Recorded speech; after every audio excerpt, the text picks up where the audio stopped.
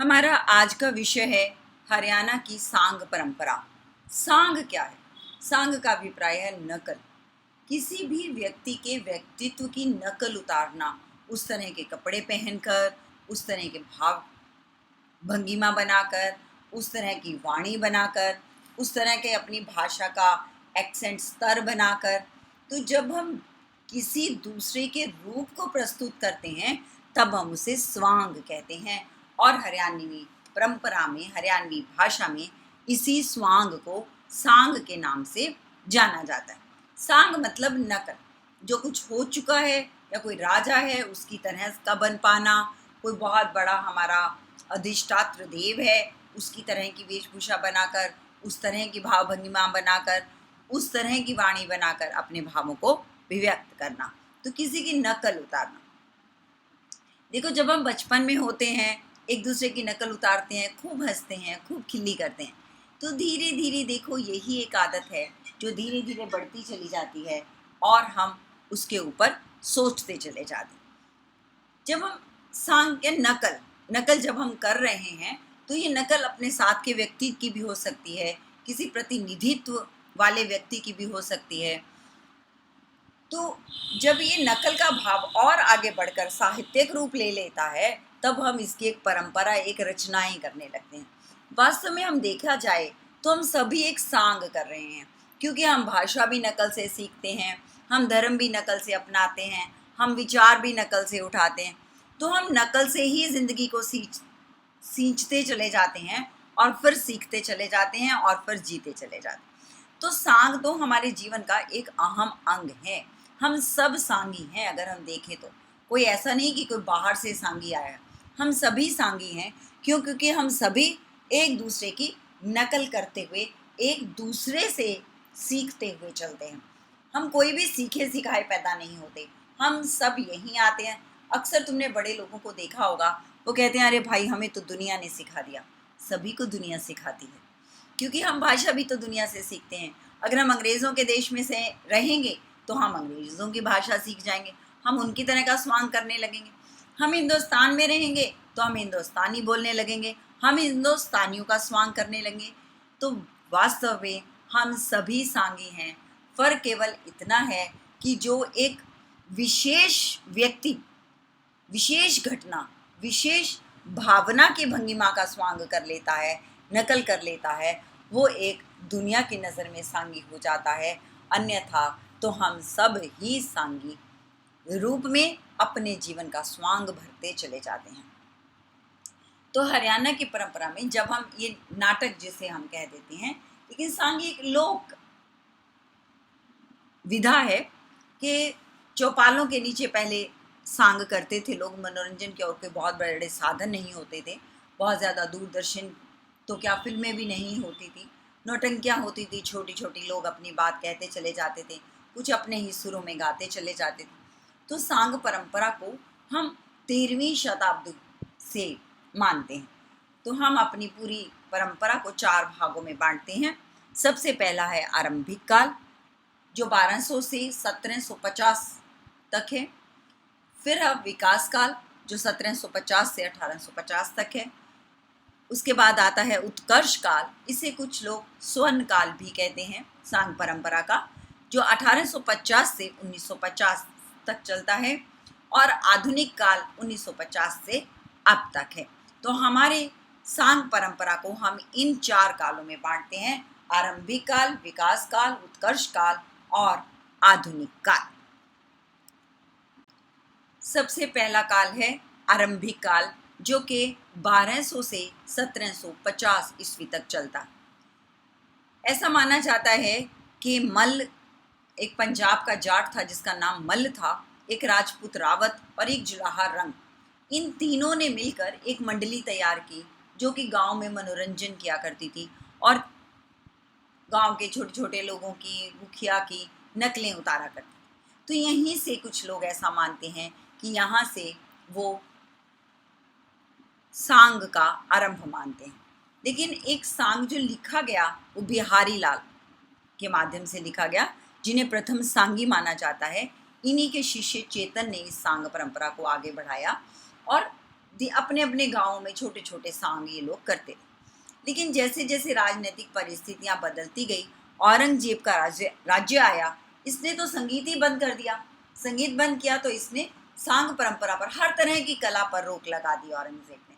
ये तो आप सब इतिहास के माध्यम से जानते हैं कि औरंगजेब किसी कला प्रेमी नहीं था और उसने सभी कलाओं को बंद कर दिया था। यहाँ तक कि वो अपने लिए भी राजकोष से थोड़ा सा ही पैसा लेता था और उसी से अपना गुजारा करता था। और उसने यहाँ तक कहा हुआ था कि मेरे मरने के उपरांत जो पैसा मेरी कब्र पर या मेरे दफन करने पर खर्च किया जाए, उसके लिए भी वो काम करता था और उसके लिए अलग पैसा उसने जमा कर रखा था। तो किसी भी तरह का राजकोष से पैसा लेना पसंद नहीं करता था। तो इस तरह का क्रूर तो वो खुद के लिए भी था, तो समाज के लिए भी था, इसलिए उसने सभी कलाओं को बंद कर दिया था। लेकिन औरंगजेब की मृत्यु के बाद, जैसे कि तुमने अपने प्रथम निबंध जो कि बाल मुकुंद गुप्त जी का लिखा हुआ है, उन्होंने जो ये निबंध लिखा वो एक कवि भी रहे, उन्होंने सांग परंपरा को भी जिंदा रखा। उनके जो शिष्य थे शिव कुमार जी, उन्होंने सांग परंपरा को फिर पुनः उत्थान में लेकर आए और उन्होंने उसे जिंदा किया। उनके एक दूसरे शिष्य थे किशन दास भाट, जिन्होंने सांग परंपरा में काफ़ी क्रांतिकारी परिवर्तन किए और अपने इस सांग को आगे बढ़ाया। उन्हें सांग परंपरा का भीष्म पितामह भी कहा जाता है। क्यों? क्योंकि उन्होंने सांग परंपरा को जिंदा किया है। वह सांग परंपरा जो कभी मर रही थी, जिस तरह भीष्म पितामह ने अपने राज्य के प्रति उसके जिंदा रहने की, उसकी रक्षा का व्रत धारण किया था, इसी तरह से किशन दास भाट जी ने भी सांग परंपरा को जिंदा रखने का, उसकी रक्षा करने का, उसके लिए हर तरह का कार्य करने का, परिश्रम करने का बीड़ा उठाया और इसीलिए इन्हें इस परंपरा का भीष्म पितामह कहा जाता है। आरंभिक काल में हम बिहारी लाल जी, हम बाल मुकुंद गुप्त जी, उनके शिष्य शिव कुमार जी और कृष्णदास भाट जी के देन को कभी भी भुला नहीं सकते। सांग परंपरा के दूसरे चरण को हम विकास काल के नाम से जानते हैं। इससे पहले किशन दास भाट जी जहाँ ढोलक और चिमटे के माध्यम से अपने सांग की रचना करते, लोगों को दिखाते, बहुत ज़्यादा वाद्य प्रयोग नहीं होते थे, केवल ढोलकी और चिमटे से वो रागनियाँ गाई जाती थी और रागनियों के माध्यम से वो उस परिवेश का वर्णन किया करते थे। इस युग में ये सांग परंपरा जो है वो ढोलक और चिमटे से ऊपर उठकर काफ़ी कलात्मक रही और सफल भी हुई। इस युग में एक सादुल्ला, मेवाती भाषा के एक कवि रहे हैं सादुल्ला जी, जिन्होंने महाभारत पर आधारित कई सांगों की रचना की, जिनमें से पंडून का कड्डा बहुत ज़्यादा प्रसिद्ध रहा। पांडवों के ऊपर इन्होंने इस सांग को लिखा, गाया और बोला। इसके अतिरिक्त बंसीलाल जी भी इस चरण के एक बहुत बड़े सांगी रहे हैं, जिन्होंने राजा गोपीचंद, राजा नल और गुरु गंगा के ऊपर एक सफल सांग की रचनाएं की हैं। हम इनका व्यय सांग परंपरा में कभी भी नहीं भुला सकते। तो विकास काल में हम जिन दो को याद रख सकते हैं वो ज़्यादा हैं सादुल्ला जी और दूसरे हैं बंसीलाल जी, जिन्होंने अपनी लेखनी के माध्यम से, अपनी आवाज़ के माध्यम से, अपने सांग के माध्यम से हमारी हरियाणवी भाषा की सांग परंपरा को उन्नत किया है। सांग परंपरा के तीसरे काल को हम उत्कर्ष काल के नाम से जानते हैं और कुछ लोग इसे स्वर्ण काल भी कहते हैं। यह 1850 से 1950 के बीच का युग है। यह वो युग है जब हमने स्वतंत्रता संग्राम आरंभ किया, स्वतंत्रता की प्राप्ति की। हमारा जो परिवेश था बहुत बड़े परिवर्तनों से गुजरा। तो जिन परिवर्तनों को हम अपने समाज में लाना चाहते थे, उन परिवर्तनों के लिए हमारे सांगियों ने बहुत बड़ा योगदान दिया। उन्होंने सामाजिक परंपराओं पर, उन्होंने राजनीतिक विद्रूपताओं पर, उन्होंने समाज में फैली हुई बुराइयों पर हर तरह से निबंध लिखे। नारी के उत्कर्ष के लिए, समाज के उत्कर्ष के लिए, जाति प्रथा को मिटाने के लिए, दहेज, सती प्रथा, कन्या विवाह, इस तरह की सब बुराइयों को से निपटने के लिए सांग रचे गए। हमारे सामाजिक व्यवस्था को ऊपर उठाने में सबसे बड़ा योगदान अगर हमारे समाज को किसी ने दिया है तो वो हमारे सांगों ने दिया है। हमारे सांगियों का योगदान सदैव अविस्मरणीय रहेगा। इस युग में अली बख्श जी हैं जिन्होंने श्री कृष्ण लीला के ऊपर, पद्मावत के ऊपर लिखा है। अहमद बख्श थानेश्वरी, गूंगा चौहान, सौरठ, इस तरह की सांगों की रचना की है। हीरा दास उदासी हैं जिन्होंने सांग रतन सेन राजा का लिखा है। ताऊ सांगी ने तो 178 सांग लिखे हैं, जिनमें से इनका सबसे प्रसिद्ध सांग रहा है रुक्मिणी विवाह। पंडित किशनलाल जी का नाम हम कभी नहीं भुला सकते। इन्होंने मोरध्वज, हरिचंद्र भक्त प्रहलाद आदि सांगों की रचना की है।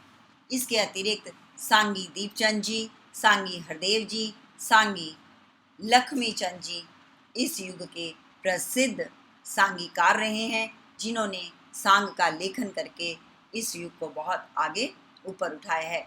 लक्ष्मीचंद जी ने बहुत आधुनिक विषयों के ऊपर लिखा है और एक जनक बनकर इन्होंने आधुनिक काल में सांग परंपरा को आगे बढ़ाने का उत्कर्षित योगदान दिया है। सांग परंपरा का चौथा और अंतिम चरण है आधुनिक काल, जो कि 1950 हमारी आज़ादी के बाद से आरंभ होता है और अब तक चलता रहता।